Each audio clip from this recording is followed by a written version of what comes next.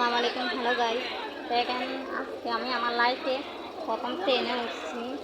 এই ট্রেনে কিন্তু কয়েকজন যাত্রী মাত্র। এর মধ্যে একটা অন্য জাতের একটা লোক, দ্বিতীয় লিঙ্গের লোক আর কি।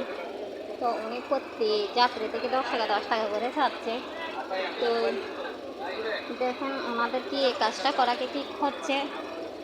তো আপনার কমেন্ট বক্সে অবশ্যই জানাবেন যে ওনার কাজটা কি করা ঠিক কিনা।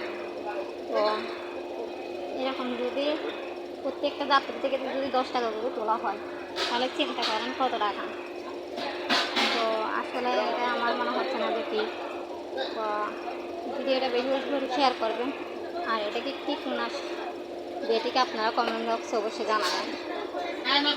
দেখেন মানে টাকা না দিলে কিন্তু আপনারা মানে কাপড় তুলে ফেলতেছে।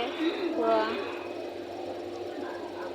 দিছে কয়েকজনে, দেখেন দেখেন মানে টাকাটা কীভাবে নেওয়া হচ্ছে।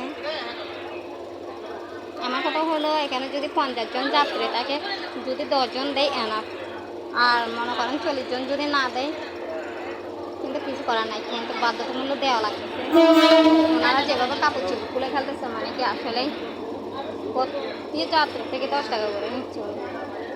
তো আমার কথা হচ্ছে এটা বেশি বেশি করে শেয়ার করবেন যেন সবাই সতর্ক হয়ে যেতে পারে। তো দেখেন ওই লাস্ট পর্যন্ত চলে যাচ্ছে।